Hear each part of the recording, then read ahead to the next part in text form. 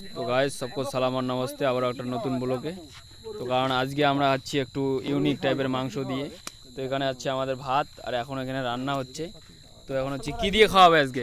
আজকে আমাদের ভাত হবে, আমাদের জাতীয় মাংস খাওয়া হবে আজকে। জাতীয় মাংস, ঠিক আছে। তো আজকে আমাদের সবাই জানেন যে আমাদের আজকে জাতীয় মাংস দিয়ে খাবো আমরা, হাঁস নয় মুরগি নয়।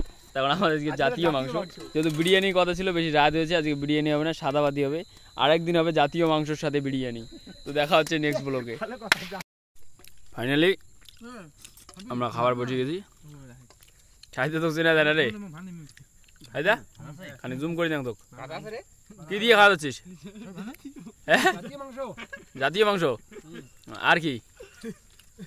এটা আমাদের জাতীয় মাংস। হ্যাঁ, আর লেবু আর চাটনি। কিসের চাটনি? তো ঠিক আছে, এলেই চলছে জাতীয় মাংস দিয়ে আজকে। এই মোর বালটা এই দেখ, আর মানছি না মুখে। হ্যাঁ, এই যে এটি একটা দেখছেন, এলে হচ্ছে মানে পশু কারখানা, এটি একটা হচ্ছে বান্দর। আর একটা জিনিস তোমাগুলো দেখাম, এদি আছে আর একটা মাল, এই যেটা, এই যে মানে এটি সব সময় পশু পাখিগুলো সবগুলো এটি থাকে, এটি বান্দর বিজি সব কিছু পেয়ে যাবে। 8 দিন পরে এটি একটা চিড়িয়াখানা হয়ে যাবে।